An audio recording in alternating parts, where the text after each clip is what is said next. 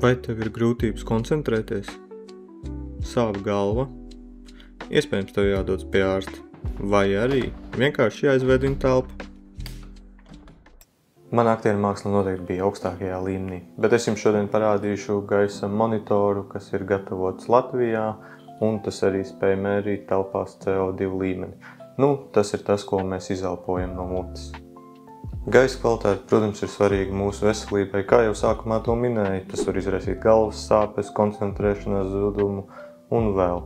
Tāpēc ir šādi gaisa monitori, un viens no tiem ir Latvijā radītais AirValent, kas spēj lasīt temperatūru, gaisa mitrumu un pats galvenais CO2 līmeni telpā. Pirmoreiz paņemot rokās šo AirValent gaisa monitoru, tas likās kā premium produkts, tā kā mazs flagmanis starp termometriem. Un no tādiem materiāliem tas arī ir veidots. Korpusam apkārt ir alumīnija ietvars, un stikli tiek izmantot kā telefonam, paaugstinātas izturības Gorilla Glass. Ekrāns gan nebūs kā telefonam OLED, un video uz tā neskatīsies, bet, lai paildzinātu baterijas darbības ilgumu, tiek izmantot tie saucamie tintes displeji.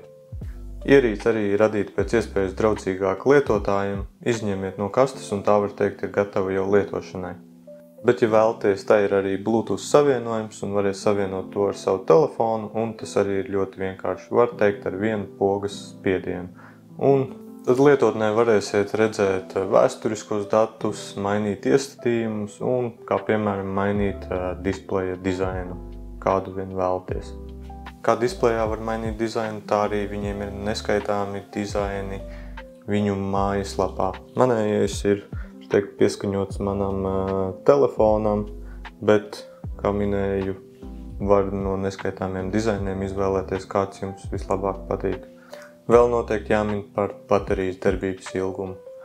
Tātad baterijas darbības ilgums galvenokārt atkarīgs no tā, cik bieži veic mērījums. Tātad iestatījumos telefonā jūs varat uzstādīt no 1 minūtes līdz 15 minūtēm. Tātad, ja jūs uzstādat, ka mērījums veic ik pa 15 minūtēm, tad jūs arī iegūsiet maksimālo baterijas darbības ilgumu, kas ir 31 diena. Bet, ja jūs uzstādīsiet, piemēram, 1 minūte, tad tas samazināsies vismaz 3 reizes. Tad varbūt tāds pēdējais, kas jāmin, tāda laikam ir cena. Tātad šāds maksās 175 eiro. Ja jūs nepārklausieties, 175 eiro.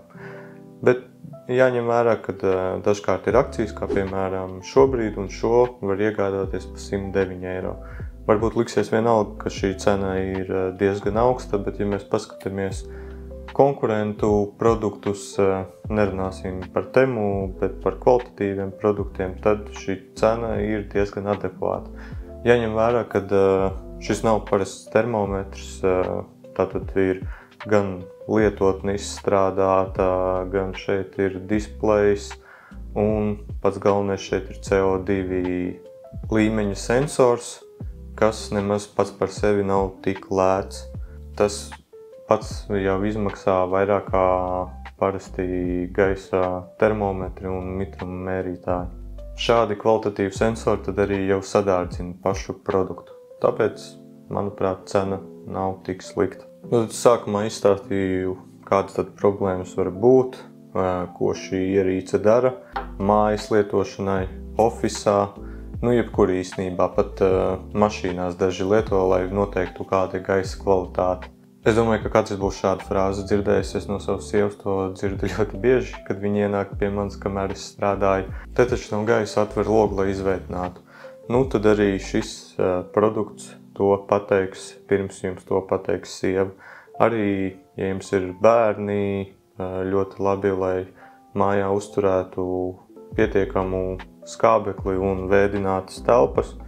Arī citi izmanto ofisos uzņēmumi. Esmu redzējis, ka tieši šo AirValent sensors izmanto, lai uzturētu gaisa kvalitāti savos ofisos. Es teiktu, labs ieguldījums, lai rūpētos par savu veselību vēl vairāk.